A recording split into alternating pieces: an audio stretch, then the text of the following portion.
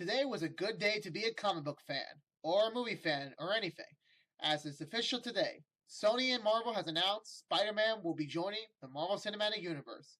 This news, I believe, literally broke the internet when it comes to comic book fans.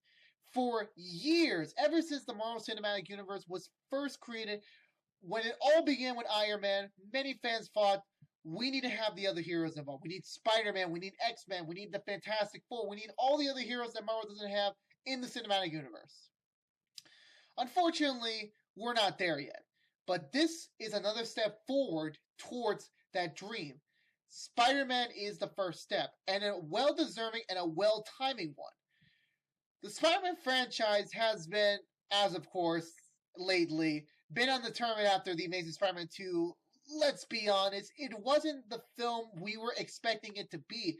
The first Amazing Spider-Man was good and great, and we thought the sequel would just be like Spider-Man 2, the original one. Amazing, great, it's going to be better, it's going to have a fantastic story, and then when we saw it, it just wasn't what we wanted it to be, which was disappointing, and it literally changed Sony's mind on how to take Spider-Man to the next step. But with this, we can have a bright future for the Spider-Man franchise. So how does this work? Does Marvel now have Spider-Man? No, it doesn't. It's a conjoined agreement where while Sony will still own the rights, will still have all the control over it, most of the creative control, Marvel Studios can assist them in a way. They can co-produce the movies together. Spider-Man will be in the Marvel Cinematic Universe, and in turn, some of the characters such as Iron Man, Captain America, Thor, Incredible Hulk, all those characters could appear in future Spider-Man films. Of course, this does mean that the Spider-Man film franchise would be, of course, rebooted again. But unlike last time, when we first heard of the first reboot, the Amazing Spider-Man reboot, we were all sad because, the original trilogy was awesome. I mean, sure, Spider-Man 3 was a mixed bag, but you still have to admit that franchise was still good in the end. And not seeing that story continue and redeem itself was sad. But this time around, this reboot news is awesome. Because we finally get the Spider-Man we're wanting to see. We really want to see how Spider-Man would work in the Marvel Cinematic Universe with the other hero. That's what we wanted.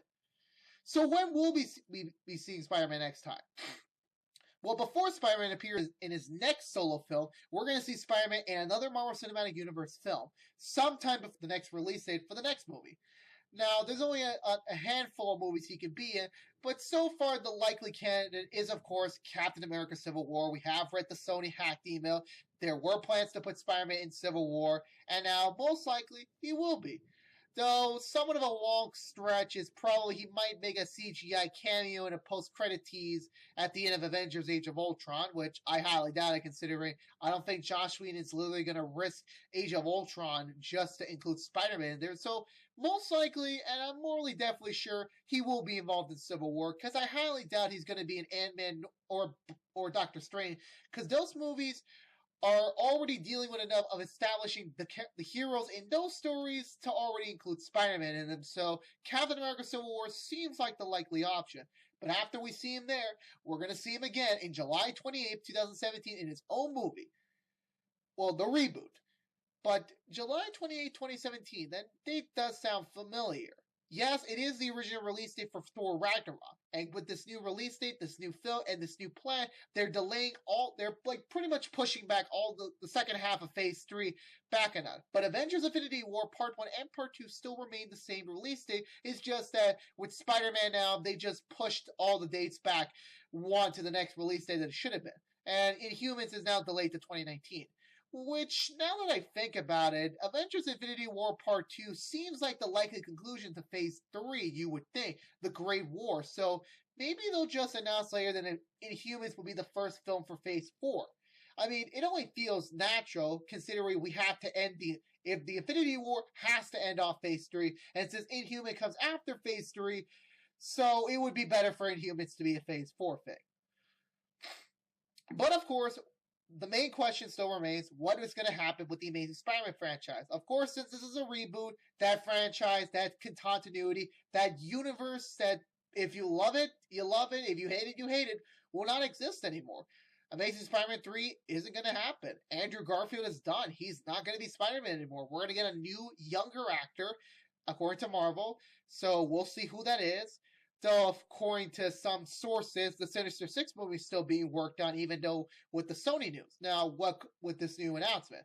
Now, what could be a great decision is reworking the Sinister Six film into Spider-Man's first film in the Marvel Cinematic Universe. I think that would be a better way, considering we're not going to get another origin story. They have stated they're not doing the origin story again. Kevin Feige has confirmed every solo hero that's starting out will not have an origin story. Ant-Man won't have an origin story. Doctor Strange will have an origin story. Black Panther won't have an origin story. We'll just jump straight into the character's journey, which I think is a fantastic idea. We've already been through Spider-Man's origin story 2 times. We've seen it in the original 2002 movie, and we've seen it in the Amazing Spider-Man. So we don't need to see the same old crap, Spider-Man becoming Spider-Man. We don't need to see Uncle Ben dying again.